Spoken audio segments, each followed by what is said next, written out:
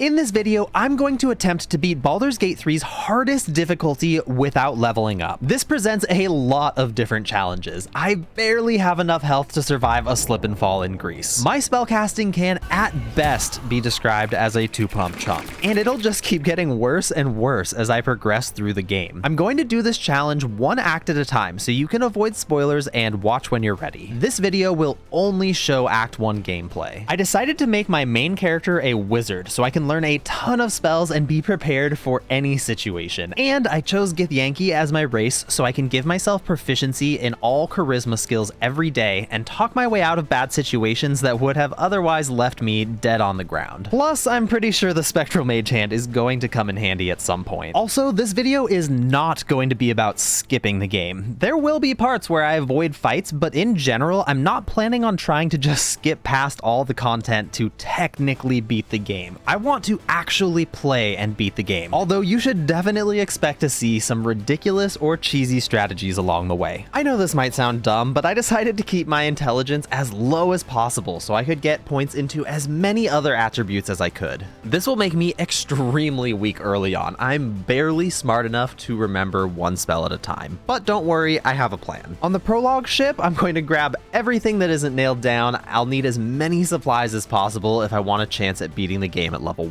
I used a little glitch I discovered to teleport Lae'zel straight to the transponder by summoning a mage hand in the control room, and I picked up all the Nautiloid tanks, caustic bulbs, and void bulbs before having Lae'zel hit the transponder and send us into Act 1. I sent the heavy supplies to camp and headed out to recruit my party. Shadowheart joined the party, and since I don't need experience for killing them, I decided to sneak past the intellect devours and probably got the luckiest stealth rolls of my life before jumping to safety. My second party member is Gale, and I talked some tieflings into leaving so I could recruit Lae'zel, except I had an oops moment and freed Lae'zel before they walked away and they attacked, so I had to take them out. In this extremely easy fight, Shadowheart was almost killed, which doesn't set the best tone for my adventure, but no sense worrying about that now because my full party has been assembled. But just to show how quickly things have escalated, this enemy bugbear has 5 times the health that my wizard has, and definitely has enough damage to drop me in a single hit. Thankfully, this fight has a lot of soldiers from the Druid Grove helping out, and we finished it up without too much trouble. I'm extremely interested in picking up explosives like these oil barrels because it'll give me a massive damage boost in difficult fights, although I need to use them sparingly or I'll run out in no time. I had my cat familiar move an oil barrel into position to ambush these 3 true souls. 2 of them died instantly, but the third took Gale down before I was able to finish her off. But I got what I wanted, which is this Mind Flayer parasite that I will save for later. Between my charisma and my Githyanki ability giving me proficiency in charisma abilities each day, I'm getting +5 to my persuasion checks, and my friend's cantrip gives me advantage on the roll, so I was able to talk my way out of the goblin ambush easily. There might not be a reason to fight the goblins, but these ogres are a different story. I desperately need an item they have, and this wheelbarrow is going to help me get it. I moved the wheelbarrow over to the corner as well as a couple of chests and made a cage for the ogres. Then I used minor illusion to lure the 3 of them into the corner and had Lae'zel move in while the game was in turn-based mode to lock them in with the wheelbarrow. The ogres are now completely trapped, so as long as I don't give them clear line of sight to throw a rock or spell at me, I can take them all out without taking a single hit. The reason I needed to kill them is to get the headband of intellect for my wizard, bringing my intelligence from 8 straight up to 17. Now that my wizard actually has some intelligence, I can equip more spells at a time, so I used Featherfall to sneak into the goblin camp and did some business with the goblin merchant so I could get the returning pike. Back in the Druid Grove, I also bought the Ring of Flinging so that I can make a throwing build for Lae'zel. Gale started asking me for magic items, which this is not really that logical, but I just didn't want to deal with it, so I replaced him with Astarion. I had Astarion respec as a bard so that I can get bardic inspiration as well as have an additional mage hand and minor illusion when I need it. Minor illusion has been such a useful spell. I was able to use it to steal pretty much every single smoke powder barrel that the Senderim had. They did know that I was stealing somehow almost immediately, but I was able to fast travel before they found me and make a quick getaway. I also can use minor illusion to set up really favorable combat situations by getting all the enemies to group up in one spot and then putting the game into turn-based mode and setting up a giant explosion to take them out all in one go. I had Lae'zel throw 2 oil barrels down on the ground in between all the enemies, and then had Astarion toss a firebolt in to explode them all at once. But even with such a great start to combat, I had to take out the remaining 2 ancient mud methods, and it was still pretty challenging because I don't have that high of a chance to hit. I don't have very much health. I can't take very much before my characters go down. Thankfully, the returning pike can do damage from being thrown from high ground, so that helps quite a bit. And we were able to get Astarion up before he bled to death, so I didn't need to use a Revivify scroll. I was here in the first place to loot these sparkle hands so I can have lightning damage get added to Lae'zel's throwing build. And we went down for our first long rest of the run. Astarion tried to suck me dry while I was sleeping,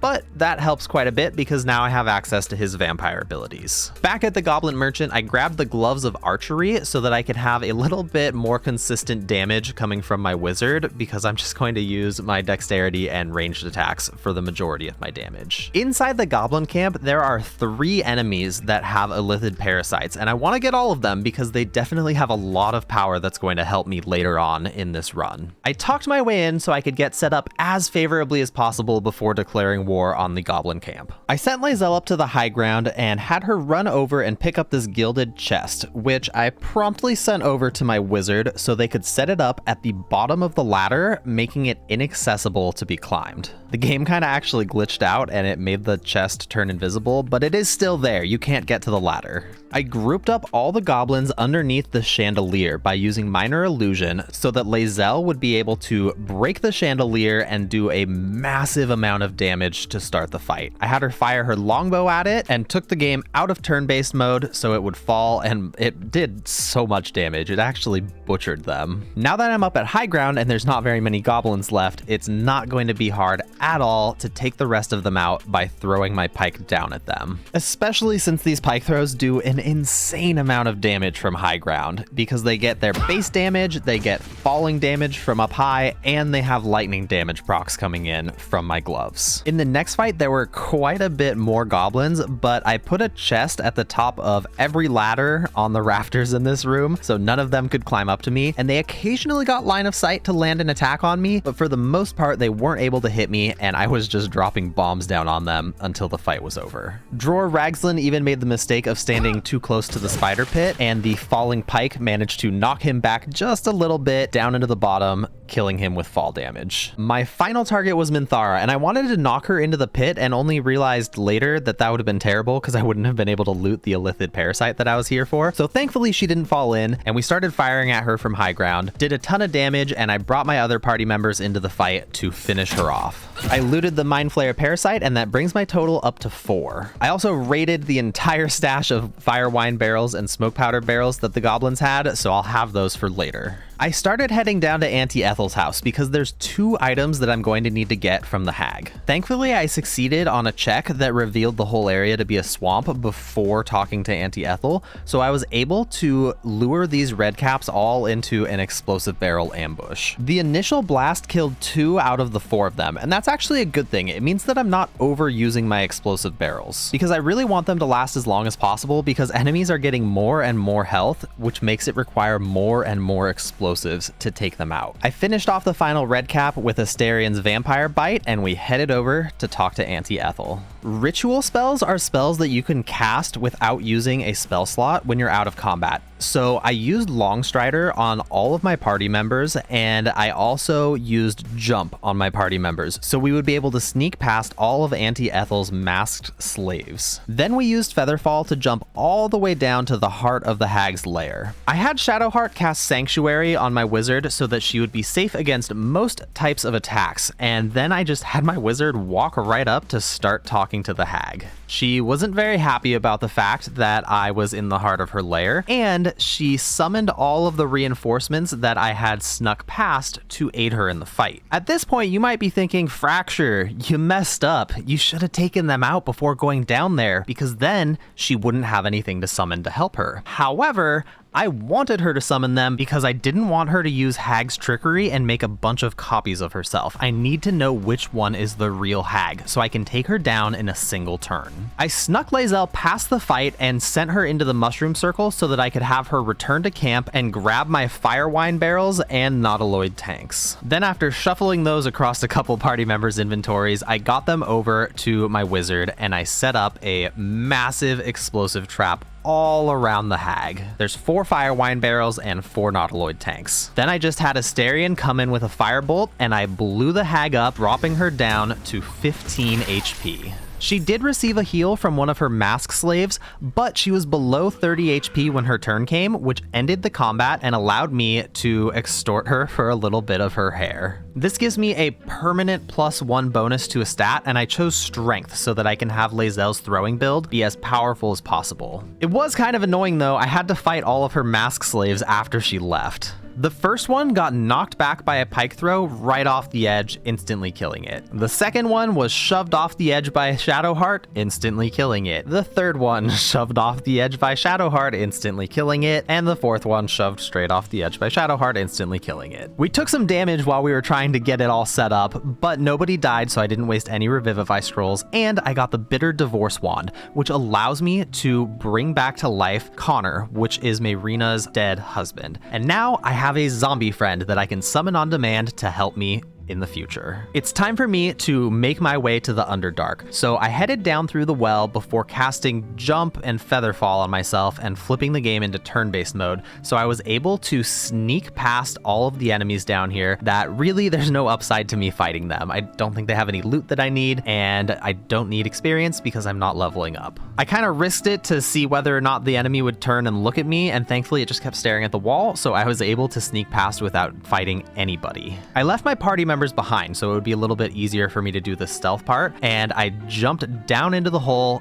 so I could get into the Underdark and find a waypoint and get my party members to catch up. I headed straight to the Mushroom Village because there's 2 merchants in there that have a lot of supplies that I'm going to need. I was able to succeed on an insight check that was an extremely low difficulty class, so I didn't have to do anything difficult to get access to the camp. And I found a waypoint, so now everybody can catch up. Okay, I did a massive amount of pickpocketing in the mushroom camp, and if you need a pickpocketing guide, this is a really good one. But after I was done pickpocketing, I went down for a long rest, and I respec Lae'zel to Barbarian so that I can get a little bit more damage out of those thrown pike attacks.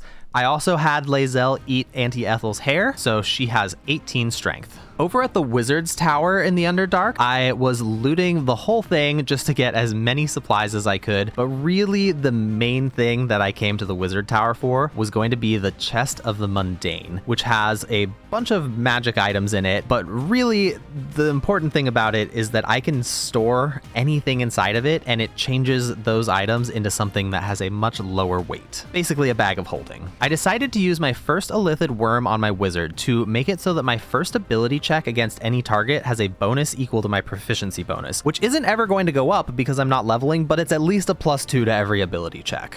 I talked my way out of the ambush down at the lake because again, there's really no upside to me fighting, especially at a disadvantage. So I always want to have the best possible chance that I can have to take them out. I did decide to kill all of these guys, which probably wasn't the best idea. It was just a waste of a fire wine barrel because I just exploded them off the side. I think I just wanted to kill them. So I put the game into turn-based mode and exploded the fire wine to knock 2 of them straight off. I tried to shove the third one off the edge, failed, but I just took the game out of turn-based mode and they weren't mad. So I went for another quick shove and managed to get that one as well. And the final enemy is the only one that I actually got to loot. I shoved it off the edge and finished him off so that I could loot his body. Thankfully, there was a reward for taking all of them out. I got access to a treasure room that the mushroom people had, so I looted all of that before moving on with my adventure. I went on a little boat ride because I actually have not played past this part on the game on any of my other save files, so everything from here on is just me winging it, and I came to this roadblock where there was a cave-in that I could have blown up with any number of explosive barrels. I probably could have gotten up high and thrown things down on it as well, but I decided to just leave. I didn't feel like dealing with it,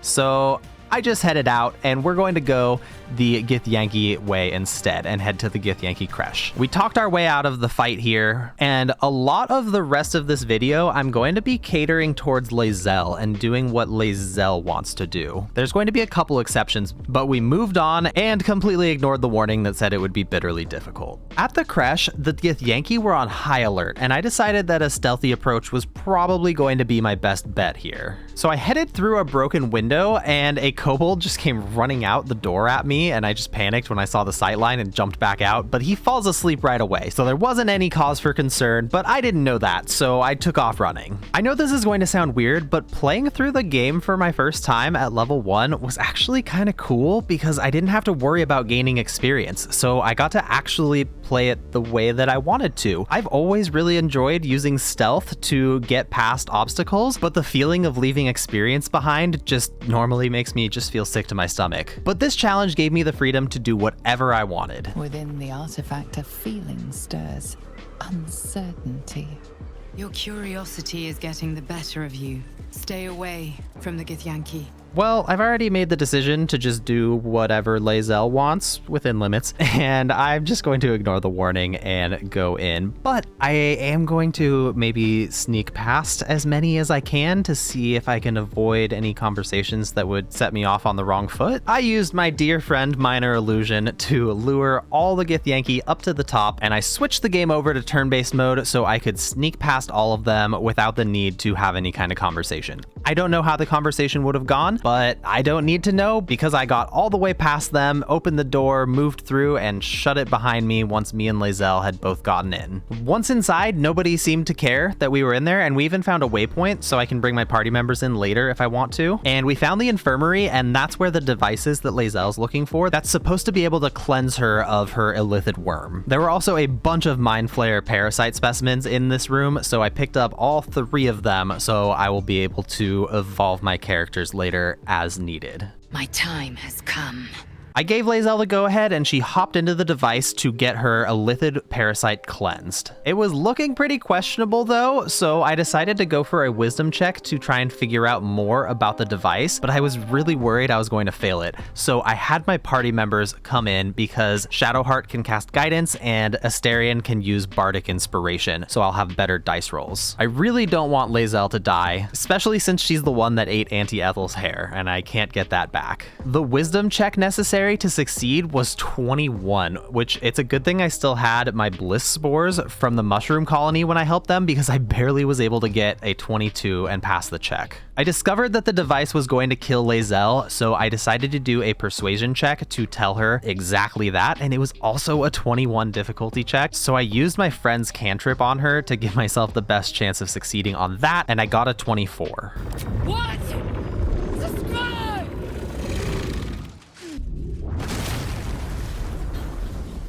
I am Githyanki! I will not be gay! It looks like we need to go talk to whoever's in charge, so I tried to talk my way in, but they wanted me to hand over the artifact, which seems like a bad idea, so I decided to go for a deception check, and I used friends to get advantage on it, and I rolled a 3 and a 2. But with all the bonuses that I have, that actually managed to pass. There's a force field blocking my path to the person who's in charge, and it needs some sort of item, so I assumed that it was probably in the pocket of the person I just talked to, and the check was very easy to pull it out. After letting them search around for a little while, I came back in and I put the shard into the barrier disruptor to lower the force field so that I could head back and talk to the Githyanki Inquisitor. I decided to split my party up into 2 groups here, the Githyanki and then Astarion and Shadowheart on their own I left behind. And I sent Astarion back to camp with the chest of the mundane, and I put every single explosive barrel that I had collected for the entire game into it, and it weighs basically nothing when they're inside the chest of the mundane. So I can literally bring every single explosive with me and have them available at a moment's notice. During the conversation, I went full people pleaser with Lae'zel, trying to make sure that she approved of all the decisions that I was making. Even though it all felt really questionable, it didn't feel like I was making the right decisions, but I already had decided I wanted to see Lae'zel's story unfold. The Githyanki Queen asked us to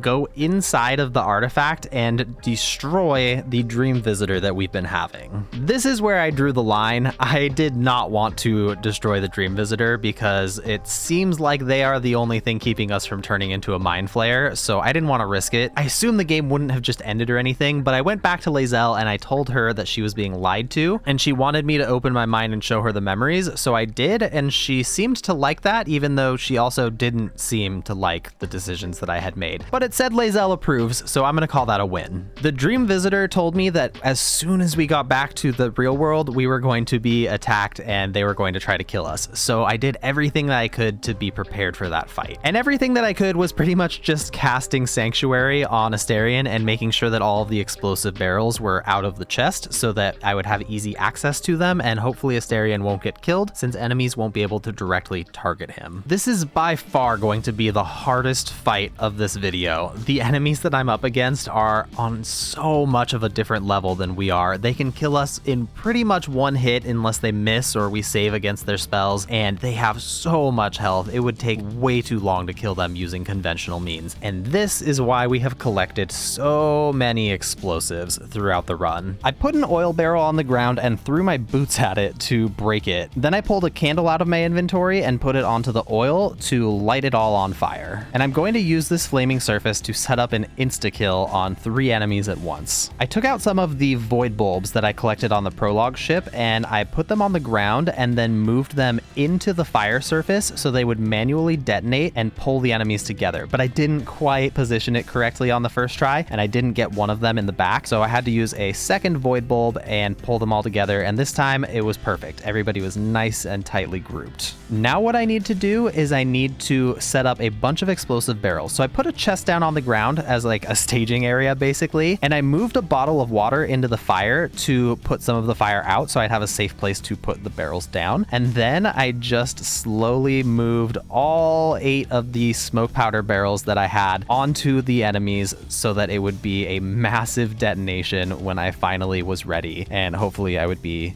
far enough away to not explode. With all the smoke powder barrels set up, I jumped Lae'zel over to safety and then switched to my wizard, and I had my wizard shoot an arrow of fire to detonate the explosives.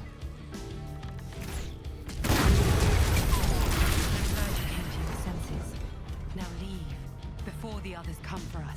My wizard actually got downed by psionic revenge, but it's okay because I was only down, not completely dead. I took Astarion and threw all the barrels back into the chest of the mundane so he could move again, and then used healing word to get my wizard back on her feet. Then I fired off pretty much every single powerful spell that I was getting access to due to the equipment that my characters were wearing, and tried to finish the fight up as quickly as possible, because even though there's only 2 enemies left, that's still enough enemies to completely wipe us out if I'm not careful. I also had a kind of funny moment where I used healing word on Shadowheart and it actually restored -1 hit points, and so Shadowheart said that she was dead and at 0 hit points, but she was definitely on her feet and able to move, and there was absolutely nothing wrong with her, so it was really weird. The game was confused. I had Astarion use Thunderwave to finish off an enemy and then come in with Scorching Ray to take care of the next one. And I got to looting all the corpses, but the problem now is that we are stuck inside the heart of the Githyanki creche. So I need to try and either sneak out or find an alternate way out. And as I was looting, these statues started glowing, so I knew there was some kind of puzzle to it. After solving the puzzle, a secret passageway opened and I decided that I had to check it out because hopefully there'd be a secondary way out of here that doesn't involve me fighting my way through way too many Githyanki. The secret passageway led straight to a mace that was named the Blood of Lathander, and I really wanted it, but it said that it was a bad idea to take it, so I used Featherfall on my party in case the floor dropped out or something like that, and my party members, except for Astarion, didn't really like that I was taking it, and it totally set off this trap that is going to absolutely butcher everybody in the creche unless I either disarm it